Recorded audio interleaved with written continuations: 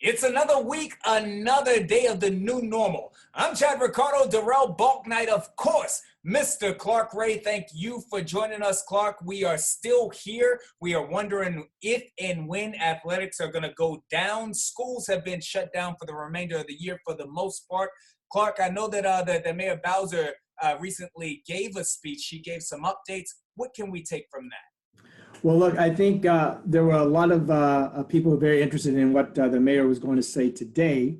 There was hope and there was some thought from a lot of folks that we were going to lay out a scenario of how schools were going to reopen and things like that. But the mayor on, I believe, Wednesday extended our stay-at-home order from May 15th through June the 8th. She said, and I think the colleagues in our surrounding DMV counties agreed that the district, along with them, were not ready to reopen just yet, not like the rest of Maryland and the rest of Virginia are doing this phase one reopening. So with that being said, I think the mayor and her Department of Health have got themselves a little more time now until June 8th to actually put forward, a process for reopening the district in terms of how we're going to go to school. I think maybe next Friday, she will have some of that information ready to roll, but no one, certainly not us, are pushing her or any of her staff to do anything faster because we want to make sure we follow the science. And we want to make sure we follow what's appropriate to keep all of us healthy and safe. Now, Clark, that's it. I know that we're merely speculating at this point because no one knows. That's the biggest thing about these uncertain times that we're living in. But can you foresee a situation whereas if school is brought back and it remains online, it remains virtual, yet sports and athletics are being played, football in particular, out there on the field? Can you see a situation in which that occurs? Dude, again, so for me, not at this time, because I don't know what the science is going to say. Look, I've been on weekly calls now with my colleagues from Section 2, and Section 2 includes Maryland, Virginia, West Virginia, Delaware, Pennsylvania, Kentucky, and so we have all had conversations about, what it's going to look like moving forward.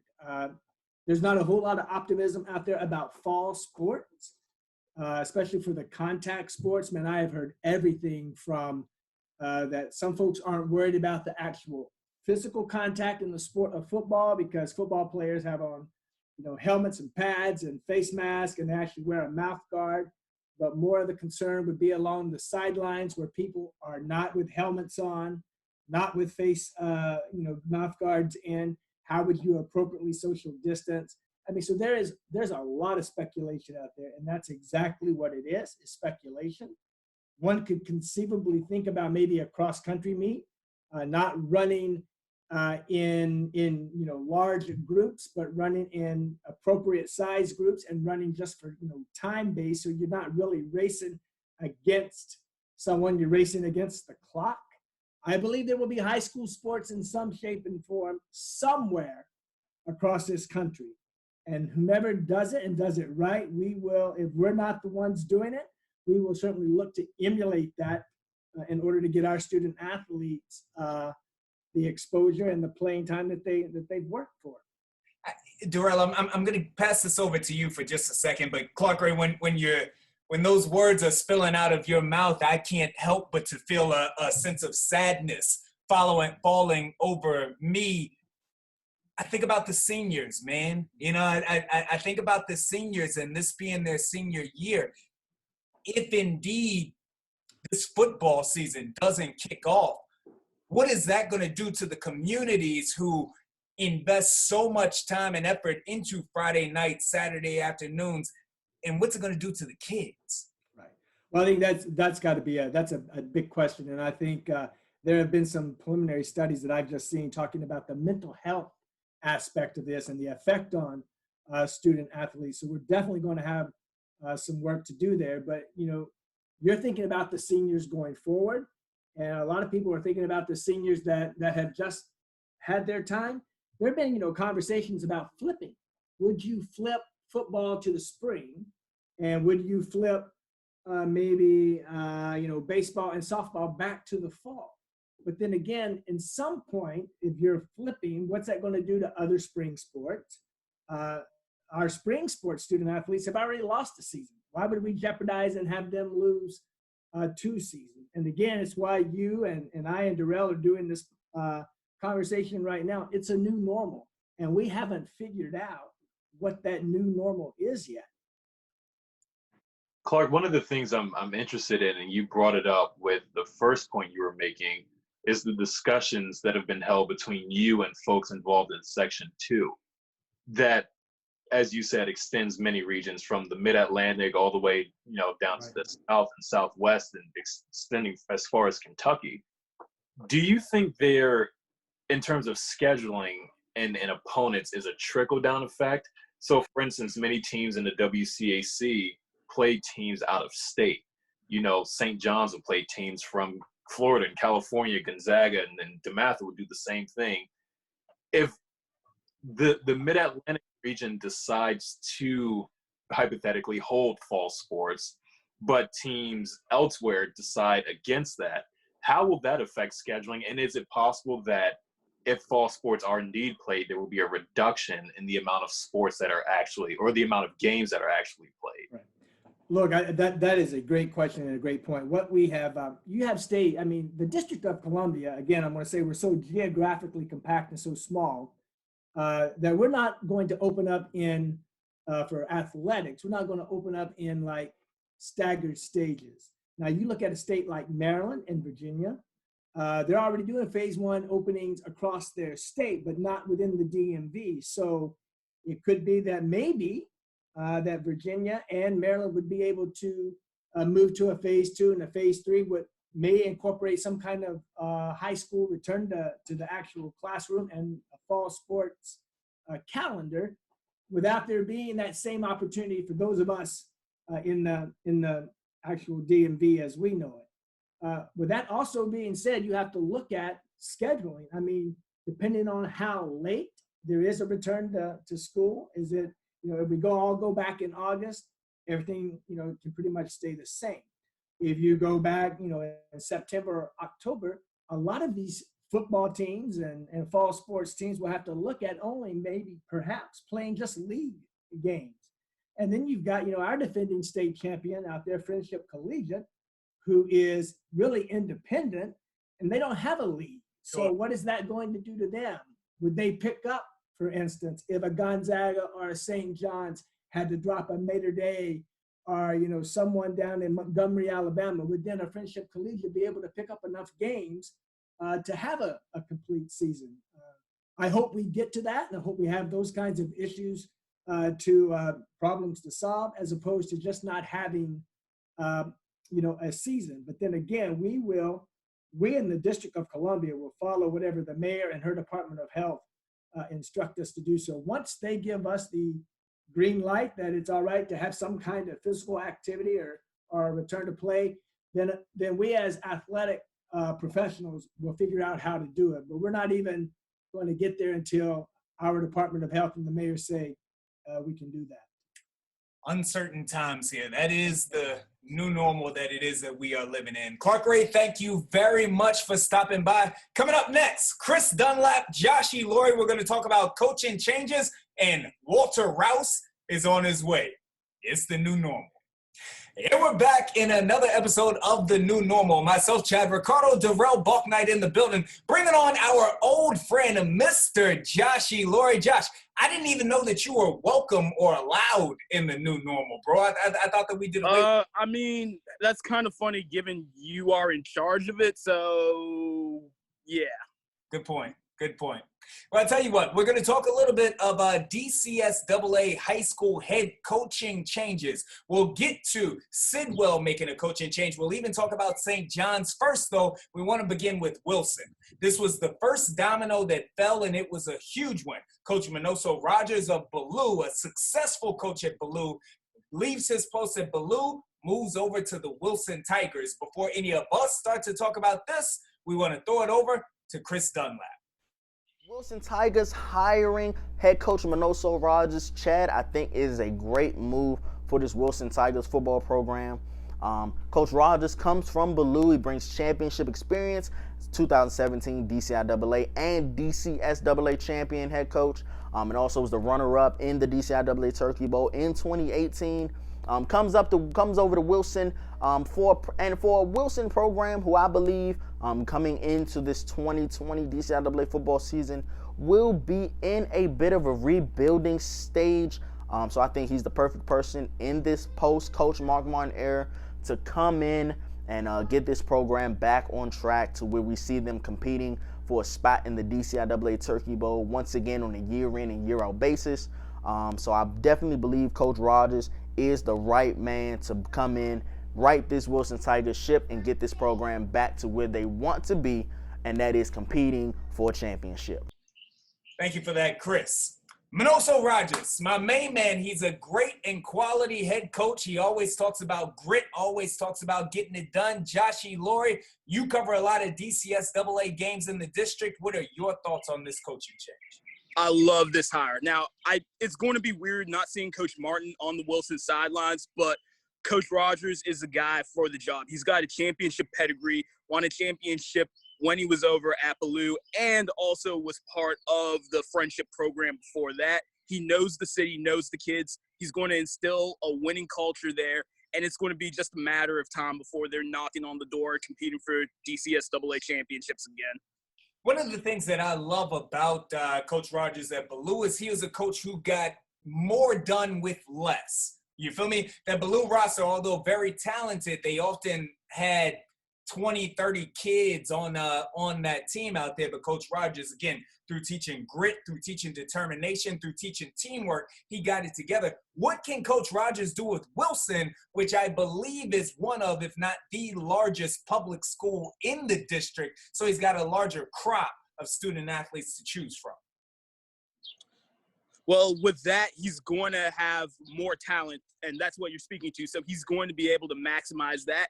And also, he will be able to keep some of the kids who transfer to a friendship or to a private school. Maybe not the WCAC, but schools like Riverdale Baptist. He'll be able to keep them there because he'll show them that he's building that winning program. Certainly look to find out just how these things go. Anthony Martin, top 10 in the state of DC ranked safety, is still at Ballou. Andre Porter, second ranked defensive tackle, I believe, in DC, still at Ballou. Can Coach Rogers bring a few of those student athletes along? We'll find out about that. Another major coaching change in the WCAC, Darrell Balknight. Before you were with the New Normal, you were our WCAC insider. Coach Pat Ward, longtime St. John's alum and assistant head coach. He's taken over for Coach Casamento. Coach Kaz, they won a championship, but in the last 2 years, many would say that they underachieved. What are your thoughts on this hire? You know, I think of two things right away. The first is that Coach Kaz led St. John's for such a long time, and the expectations were they were flip-flop a little bit, you know. They lost 4 straight games last year by a combined, I think, almost 50 or 60 points, 4 in a row early in the season. And many people, like you said, Chad, expected St. John's to come out of the gate strong, even with that national schedule, and compete. Everything at St. John's seems to be overhauling a little bit. There's going to be a brand new regime. You know, they have a brand new head coach. They have a brand new athletic director, and Dennis Hart coming down from St. Joe's in Philadelphia. And their new head coach, Pat Ward, is a St. John's alum, class of 1993, and he's been in the program since 2000. He's coached there for 19 years. He served as associate athletic director. He served as one of the assistant head coaches. And bringing in an alum to lead a program after such a long time could be one move that could accelerate the St. John's path and get them to where they need to be and where people expect them to be. And as we start to look at that from a media perspective, Joshie Laurie, I don't know many media types who have spent more time intimately on the St. John's campus as you have, of course, with your work with the GYFL, specifically with the Maryland Heat. Coach Terrence Bird also coming over to join this coaching staff. It's a homegrown feel at St. John's now. Do you love it? Do you hate it? Is this going to be a success? I love it because it's continuity. Like, to what Darrell is saying, there is a lot of changes happening in the St. John's athletic department, but with Coach Ward taking over at the head, you've got that continuity, somebody who's been part of the program for over 2 decades. And also when you have Coach Bird officially joining the staff, now you solidify the partnership that you had with one of the top youth programs in the nation, the Maryland Heat. And that's going to continue to feed those top athletes that they've had over the past few years, going back to Cam Good. Way too early to start talking about this yet, so why not get into it? No sports are being played, coronavirus pandemic, so let's make early, bold predictions. St. John's in the WCAC, as we talked about, they, after winning it 3 years ago, they have not won it the last 2 years. I want to know from you all, does this team, assumedly they're going to be led by Wyatt Hagins, they've got Caleb Coombs on the outside, they've got 3 quality running backs in the backfield, and an experienced offensive line anchored by Colin Heinrich. Does this team have what it takes to knock off a good council team who's returning essentially its entire offensive line, although they lose their defense? And, of course, Gonzaga has that young man, you might have heard of him by the name of Caleb Williams.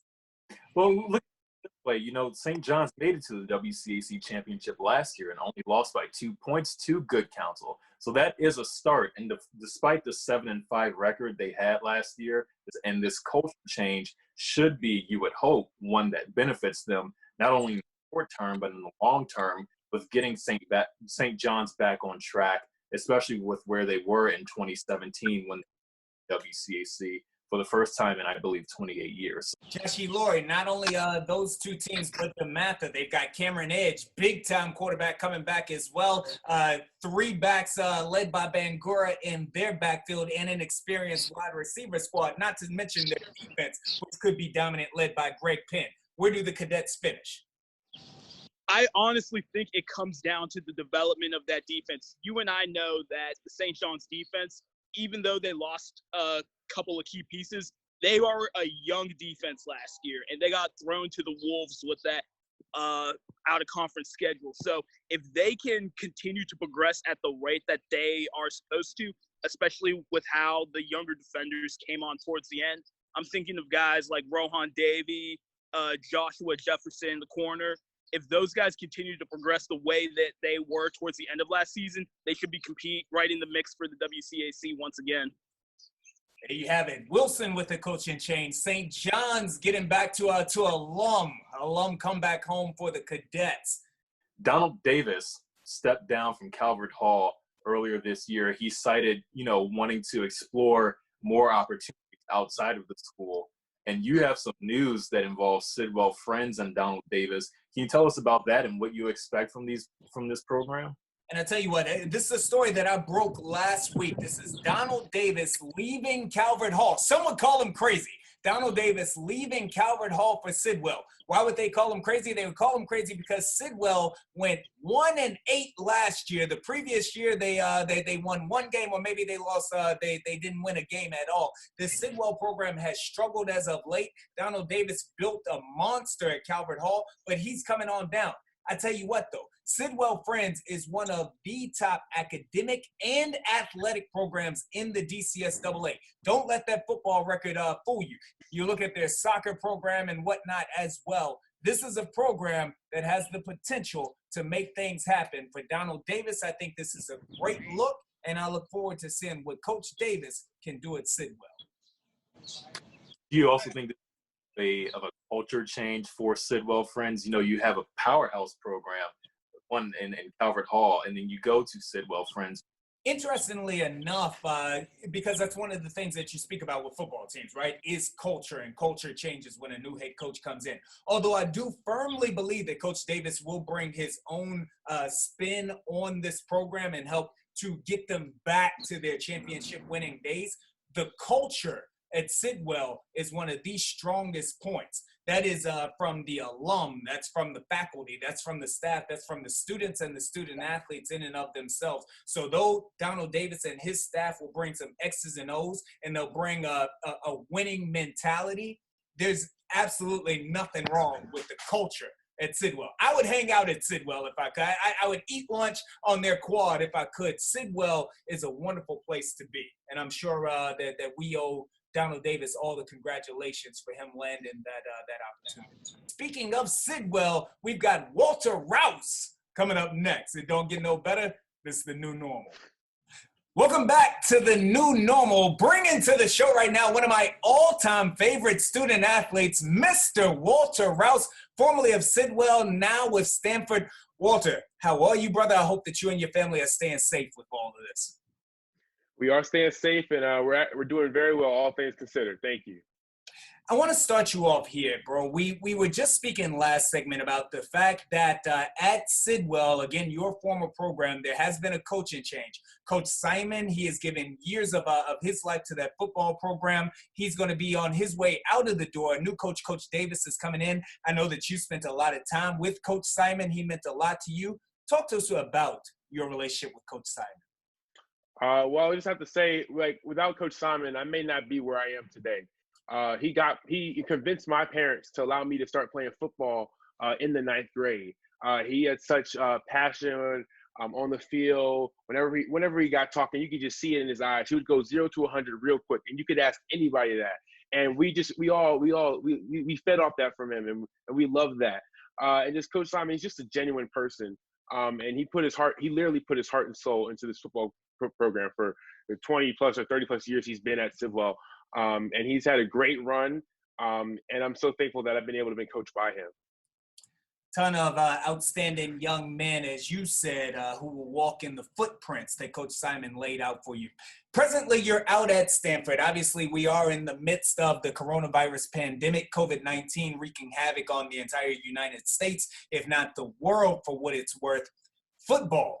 Of course, this is the time in which everybody starts to get excited about football, except for now, we're not certain whether that's even going to happen. What have you heard at the collegiate level? How is Stanford preparing for the possibility of or not having a year? Well, there's still a hope that we will be able to come back in the summer, at least late June or mid-July. And there's certainly no one's thinking the season's going to be canceled or anything like that, because everyone wants to play. Everyone wants to get back on the field.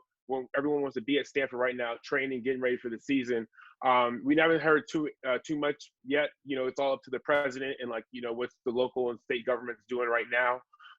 But they're giving us constant updates of what's going on. Coach Shaw is definitely, he's been emailing the parents and us, and we've been talking with our coaches weekly. And they've been asking for updates, and we've been giving them, and they've been giving us updates. So it's just, we're taking it day by day, and we're just hoping that we can get back to campus in the summer, and at least have some season, even if it's like we miss a couple games or it starts late. But as long as we get to play and we have a season. Right now, in the middle of May, what would you all be doing in terms of workouts, in terms of finishing your coursework? What would you be doing right now to prepare for the season? So right now we would be in week 4 of spring training. But actually, since we're home, we're in week 6, because we're supposed to have our 2 weeks of spring ball coming back, but we never had that. So our spring training started earlier. So we would be in our spring training right now, working up to our max lift days, which would be in a couple weeks. We had ours today. And so we're doing that right now, working on our speed, 40-yard dash, agility, all those things that happen in the spring, our team techs, and just, being together with one another. That's what we'll be doing right now in the spring. And of course, the recruits, they come in June. And with that, these times are obviously unprecedented. All of us, it's something that many of us have never experienced before. Have you thought about your future, or maybe what you plan to do for football or life after football? How is that factored into the time you're taking to yourself right now? I mean, I really, from the moment I got to Stanford, I was always thinking of like what I wanted to do after football. And I've always wanted to be a doctor for as long as I can remember, and a cardiothoracic surgeon specializing in pediatrics, to be exact. So that's what I would like to be, 5-10 years down the line when I'm in medical school. And I wanted to be that before I got into football.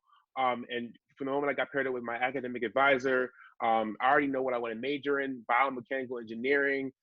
So each and every day I wake up with the purpose of, giving my 100% in my schoolwork, and get 100% in football. And I'm never letting one take over the other. I'm always, putting my all into each football, for both football and school. And even now, that we're at home, we're taking online courses.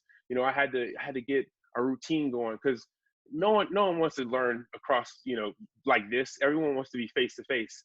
And I do weekly meetings with my academic advisor, just keep her apprised of what I'm doing, talk with my coaches, making sure I know the playbook, going through that every single day, going through my coursework, because I'm taking a pretty heavy load, since we're doing online classes. We'll get you out of here on this, Walter. First of all, I'm writing down cardiac thoracic. I got to look it up. I got to see if I can spell it before I know exactly what you're going to be doing with the rest of your life. One of the things that I love about you, and that I always have, is that you are such a young man of the community. Younger student athletes and even your peers gravitate to you, not only for your acumen on the football field, but also just the person that you are. There's a lot of young men out there right now at the high school level, albeit at Sidwell or in other places, who are in a daze at the idea that their senior football season may not go down. You being someone who is going to be a doctor, who understands that there is more to life than just this game of football, what words of encouragement would you give for someone who feels as though their world is ending if they don't step back on the football field in 2 months? Well, I would like to just say, I know we're in a tough time right now with COVID-19, but like you said, like the world's not going to end in this coming season, and I know for some this their senior season, but just always have hope. And even though you have your senior season might not happen, just always keep pushing forward, always keep striving, and stay strong in the classroom. And always don't let football be your main thing. As it was for me, it was always football. It was academics for me first, and then football. If you want to have football, also have your academics, because no matter where you go, always get your education. So if football does not work out, you have something to fall back on. So that's what I would say to those who may not have a senior season. No question whatsoever. Darrell, this is why. This young man, I'm getting Walter Rouse's autograph the next time I see him.